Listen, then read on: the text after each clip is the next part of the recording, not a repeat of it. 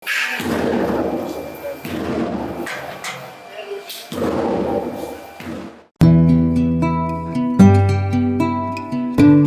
panggilan sholat ini berasal dari beduk tua yang usianya ratusan tahun.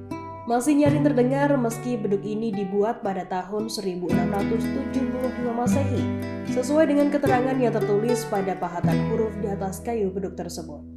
Beduk ini berada di Masjid Sigi Cim, Kota Ternate, yakni sebuah masjid yang merupakan satu dari 3 masjid yang dimiliki Kesultanan Ternate. Selain Sigi Cim, Kesultanan Ternate memiliki 2 masjid lagi, yakni Sigi Lamo dan Sigi Heko. Sigi Lamo adalah masjid utama Kesultanan Ternate. Di Masjid Sigi Lamo, Sultan Ternate turun-temurun sholat di situ. Hingga saat ini, Sultan Ternate rutin sholat Jumat di Sigi Lamo dengan prosesi sholat Jumat sesuai ajaran syariat Islam bercampur dengan prosesi adat Kesultanan Ternate yang mentradisi sejak ratusan tahun.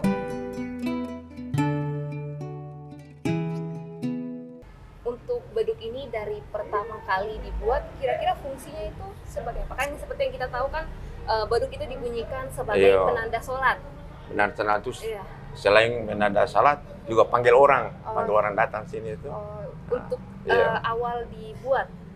Awal buat ini tahun ini. Iya, Iya.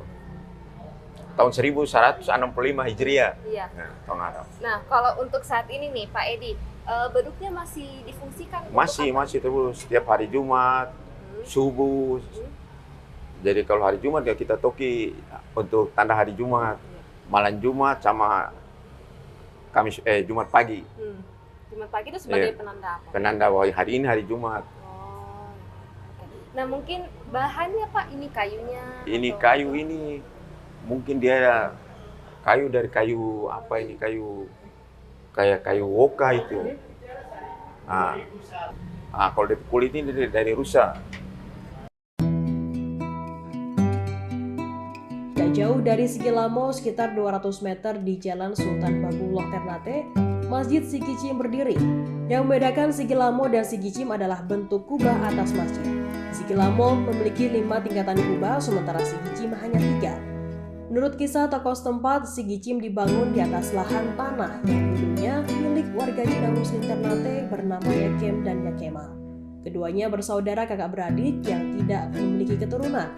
Yakem dan Yakema dituturkan tokoh setempat adalah seorang saudagar kaya, punya tanah yang luas di Ternate. Ia lalu mewakafkan sebidang tanah untuk dibangun masjid di sebuah lokasi yang banyak ditinggali warga Ternate keturunan suku Bugis Makassar. Hubungan Yakem dan Yakema dengan Sultan Ternate sangat dekat. Menurut kisahnya, Sultan Ternate sering dibantu oleh keduanya dalam urusan apapun. Diketahui juga 2 bersaudara muslim Cina Ternate ini tak hanya mewakafkan tanah buat Masjid Sigi Cim. Tanah yang diwakafkannya pun juga ada beberapa yang diperuntukkan untuk kepentingan umat, misalnya untuk masjid dan perkuburan Islam. Masjid Sigi Cim memang tergolong masjid yang tua di Indonesia Timur. Ada 3 penanda di masjid ini untuk mengetahui seberapa tua Masjid Sigi Cim. Pertama, plakat yang menjelaskan tahun berdirinya. Kedua, beduk yang ada pahatan keterangan tahun dibuat. Dan ketiga, mimbar tempat khutbah. 3 penanda ini sekarang masih utuh, ada di dalam Masjid Sigi Cim dan dianggap keramat. Prasasti yang pembuatan tahun masjid diberikan. Boleh, Boleh mari. Di prasasti ini dia lebih tua dari itu, dari beduk ya. Oh iya. Itu dia punya tanda itu pakai bahasa Arab itu.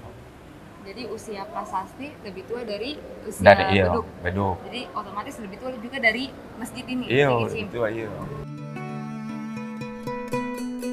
Salah satu yang dianggap keramat adalah mimbar. Keyakinan jemaah masjid soal mimbar masjid, menurut mereka siapapun khatib yang pandai ceramah akan mengalami kesulitan berkhutbah di atas mimbar tersebut jika sang khatib memiliki niat riya atau pamer diri. Aktivitas keseharian Masjid Sigi Cim seperti masjid-masjid lainnya, sholat jemaah 5 waktu dan sholat Jumat. Mimbar ini itu lebih tua mungkin. Ini mimbar ini hampir sama dengan Kesultanan sana. Jadi Mimbar ini dibikin dari kayu mahoni. kalau mimbar ini orang Cina yang kasih, berarti Masjid Sigi Cim ini pakai arsitektur apa? Mungkin Dia kayak budayanya dia harus lebih pakai condong. kesultanan punya arsitek. Kan di sini ke bawah dia punya kubah itu yang begini, terap itu kan 3. Tuh. Kalau Masjid Besar itu 7. Masjid Heku 5. Itu di sini 3 dia punya ini. Dia punya terap di atas. Kalau sensiang kan bisa kita lihat di atas. DP apa namanya kap itu 3 susung. Kalau di Masjid Besar itu 5. Jemaah Masjid Sigijim rutin membaca amalan Rotibul Hadad dan doa tolak bala setiap Jumat subuh dan sore hari. Pembacaan Rotibul Hadad dan doa tolak bala meningkat saat bulan Ramadan dengan dibaca setiap hari. Tentunya aktivitas di bulan Ramadan semakin meningkat dengan membaca Al-Quran, pembagian takjil, dan sedekah.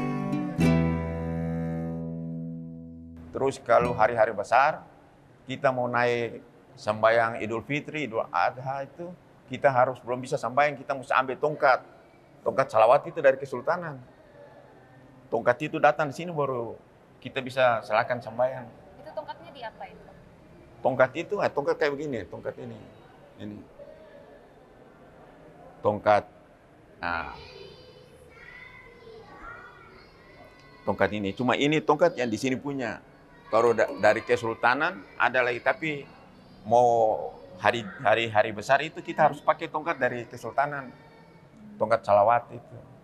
Jadi Sultan kasih keluar tongkat itu 2. 1 untuk Sigicim, 1 untuk Sigiheku di atas. Baru bisa sembahyang.